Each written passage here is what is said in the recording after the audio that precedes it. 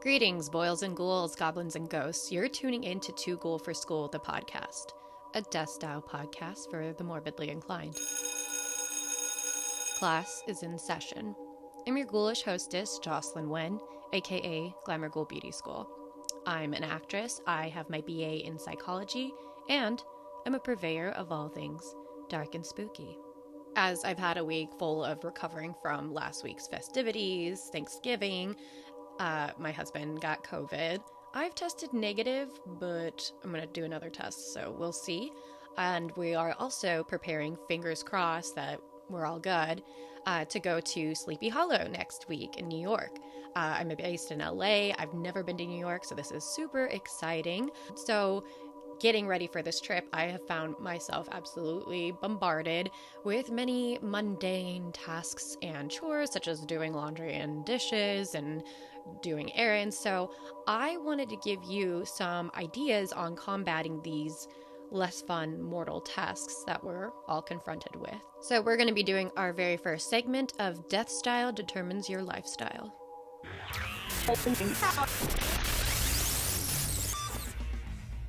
As I've mentioned, I like listening to a podcast like My Favorite Murder or a really good audiobook, and it's a really great way to get through chores and those less fun tasks. My current audiobook fixation as of late is Erik Larson's The Devil in the White City. The Devil in the White City, subtitled Murder, Magic, and Madness at the Fair That Changed America, is a historical nonfiction. It takes place between 1890 and 1895. The novel focuses on the purportedly true accounts of two men of the era, Daniel Burnham, who is the architect and planner behind the Chicago World's Fair of 1893, as well as one of his more infamous contemporaries, H. Holmes, who is considered to be one of America's first serial killers. Holmes is known for constructing his murder castle, murder mansion, and at the time was known as the World's Fair Hotel. Holmes had designed this hotel with supposedly 100 rooms that were allegedly filled with trapdoors, gas chambers, staircases to nowhere, and a human-sized kiln or stove. Although Holmes confessed to 27 murders, he was charged with about 3 or 4 murders in 1896 when he was executed, but is estimated to have killed over 200. And that's because he had a very effective way of disposing of the bodies. As I said, he had this human-sized kiln. It's also thought that he had used acid to dissolve the bodies. Super interesting and macabre listen. The book alternates between the first-person perspective of both men, although it does depict these as being the journalistic entries of Daniel Burnham and H. Holmes. They are supposed to be true events. Again, it's been such a fascinating listen because of H. Holmes's murder mansion, which is such an unimaginable horror.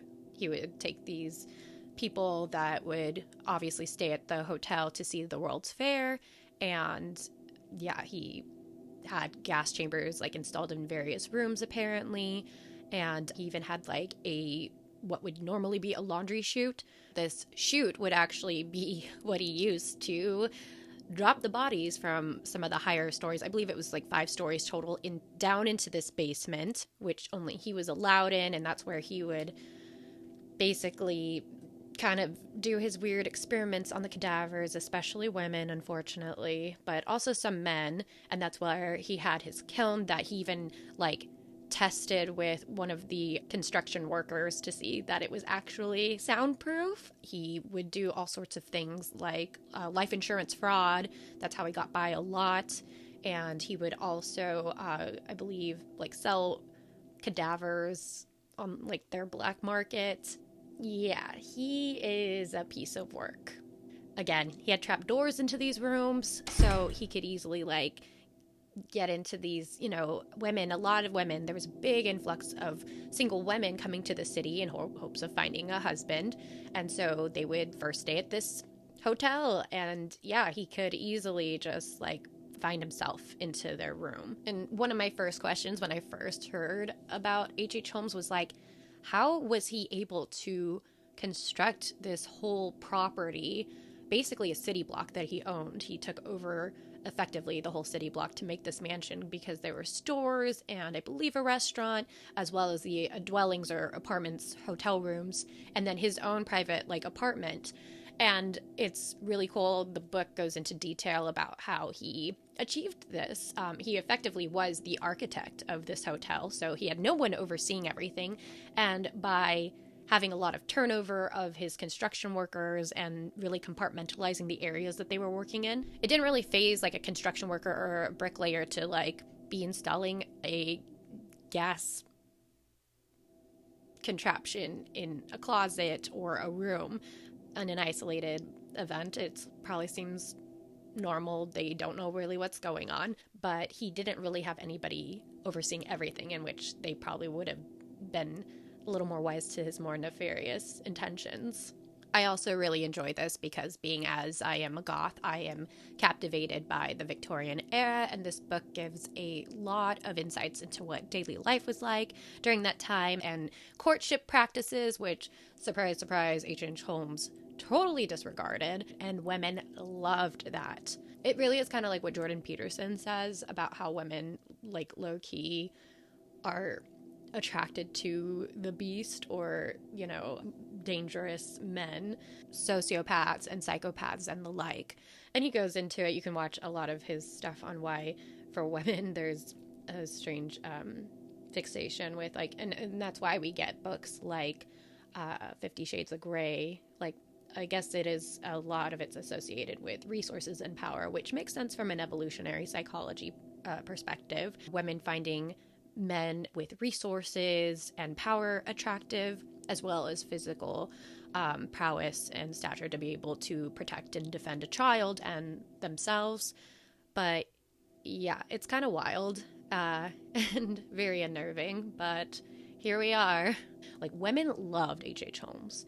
He was apparently a very handsome, striking man, piercing blue eyes, and again, he would disobey all the rules of normal courtship, which they loved.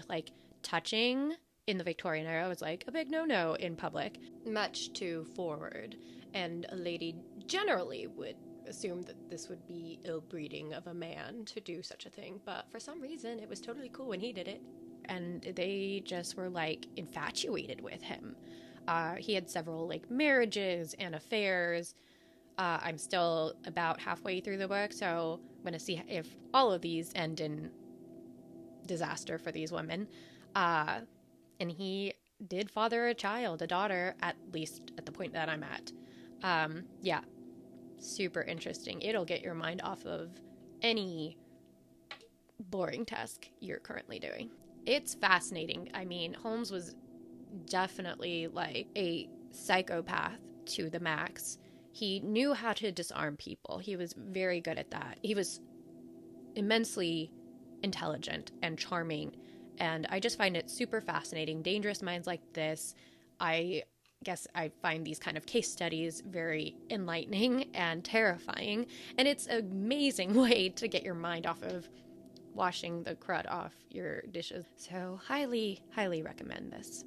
Well, I hope you found this segment of Deathstyle Determines Your Lifestyle informative to help you get your mind off of your mortal chores and daily errands. That's all the time we have this week. We'll be doing some Victorian ghost stories, Christmas ghost stories in the coming weeks. Like, subscribe, comment, share. If you have any tips on how you like to pass the time when you have to do laundry and dishes and the like, I'd love to hear it, especially if they're spooky oriented. I'm sure true crime will come up a lot. If you have any good podcast suggestions, definitely lay them down in the comments. Thanks for sitting for a spell. Stay spooky, boils and ghouls, goblins and ghosts. Till next time. Devil in the White City, murder, magic, and madness at the fair that changed America. I did not get that.